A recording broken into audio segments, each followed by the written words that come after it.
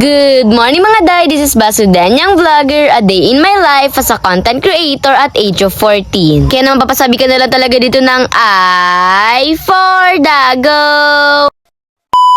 Hi guys! For today's vlog, samahan niyo na muna ako sa aking a day in my life dahil sobrang daming naganap sa araw na to. Umagang-umaga pa nga lang eto, may lakad na agad kami dahil ngayong araw nga po pala naka-schedule ang aking injection. Actually, dapat nga alas 2 ang injection ko, pero ito, mga 10 pangalan talaga ng umaga, magpapa-injection na nga ako dahil mamayang hapon nga, meron nga po pala kaming ibang gana. Bago nga kami pumunta ng Daet ay eto, dadaan na muna nga po kami sa Mokong dahil nga dito sa mga upuan nga po palang daladala namin. Ay nga po kasi ditong gaganapin na Bible study mamayang alas 2. Kaya naman itong mga upuan namin sa bahay, dinala na namin dito para naman hindi na kami babalik-balik mamaya. Actually, kulang pa nga yan pero sabi nga ni Dada, mamaya niya na nga daw po pala kukuhain yung ibang upuan. At ayan, on the way na nga po pala kami dyan nila mama. Bago nga po pala kami pumunta nga po pala sa papa-injectionan ko is bibili na muna nga po pala kami dito ng gamot. Kaya naman namin bumili, dumiretso na rin nga po pala kami dito sa loob at naghihintay na nga lang po pala kami dyan na mag-i-injection sa akin. At ayan, in-injectionan ako sa mga oras na yan pero wag kayo mag-alala, hindi po ako umiiyak. Talaga nakatahob lang ako kay mama. Mas ko kasi kung hindi ako tatahob talaga mapapasigaw ako. Di after nga po pala namin magpa-injection ay kakain na nga po pala kami ng lunch at dito na nga lang po pala kami kakain sa Mang Inasal. And syempre, kumain na rin nga po pala kami dyan pagkarating ng order namin. Buti, medyo maaga-aga kami nakapagpa-diet dahil kung hindi siguro aabutin talaga kami ng lunch dun sa may injection. Dahil nga alam nyo na, syempre, may lunch break din naman sila. After naman nga po palang kumain na syempre, bumiyahe na rin nga po pala kami pa-uwi at pag-uwi nga namin ang baby storm ay nyosko, tulog na. Dito nga rin po pala kami sa Mokong dumiretso dahil dito naman nga po pala gaganapin ang Bible study.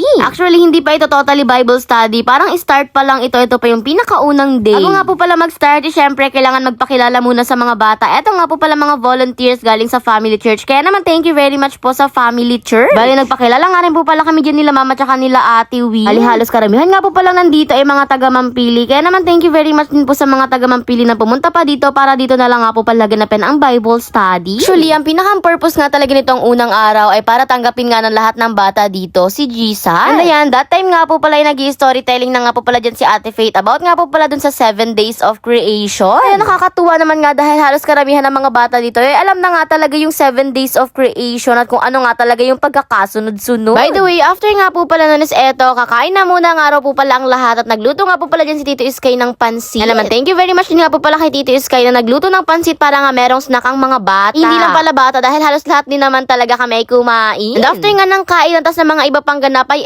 nag-attendance na nga po pala dyan dahil this time ibibigay na nga po pala ang kanilang mga gift galing nga po pala sa OCC, Samaritan First Family. Sobrang nakakatuwa naman nga paano ba naman halos lahat ng bata ay nakatanggap from 2 years old to 14 years old. Ay kahit nga po ako na 14 years old ay nakatanggap. Kaya naman thank you Lord dahil kahit paano ay na-experience ko rin yung ganito. Bali first time ko nga rin talaga makatanggap ng ganitong regalo from OCC. And ayan, nagka-counting na nga po pala sa mga oras na yan. Tapos kanya-kanyang open na nga talaga ng kanilang kanya-kanyang regalo. Yun naman nga itong sila Ate Win at grabe sobrang dami nilang nakuha. Meron pa sila dyan mga Barbie doll, tapos may mga notebook and ballpen, tapos may mga crayons pa. Yun naman nga itong si Kuya Moon tsaka itong si Baby Storm. Pareho nga silang marami ang natanggap. Kaya naman pareho sila sibut-sibut na rin. And ako naman nga sa 14 years old, sobrang saya ko na sa nakuha ko dahil nakakuha ako ng 3 damit tapos isang dress. O diba may dress na ako pang church. Bali fast forward, after nga po pala ng ganap namin sa Mokong is umuwi na nga po pala kami sa farm dahil mamaya-maya nga po pala aalis na naman nga po pala kami. Hindi ko na nga na-videohan yung pag-get ready with me ko dahil chinarge ko nga yung cellphone ko dahil baka mamaya ay malobat nga. Kaya naman on the way na nga po pala kami nakapag-video ako. On the way na nga po pala kami dyan ni Mama dito nga po pala sa may Kapitolyo. Paano ba naman meron nga po pala kami ditong technical rehearsal? Dahil nga meron nga po ditong gaganapin na event sa April 18, 2026. Kaya naman nag-practice lang din nga po pala kami dyan ng sayo tapos yung mga blockings na rin sa modeling. Bali, ang gaganapin nga po palang event dito ay ang Queen Bantayog 2026. Kaya naman samahan nyo nga kami na masaksihan kung sino nga ang pinakaunang makokoronahan para sa Queen Bantayog 2026. At gaganapin nga po pala dito nga po pala sa Provincial Capital Ground, Daet Camarines Norte o mas kilala bilang Kapitolyo ng Daet Camarines Norte. Kaya naman kita-kits na nga lang kung gusto nyo nga talaga masaksihan ng kauna-unahang regional trans pageant dito sa ating lalawigan. Hanggang dito na nga lang po pala ang ating vlog for today's video. Kaya naman yun lang sa mga babaeng. God bless. Thanks for watching. See you later. Mwah!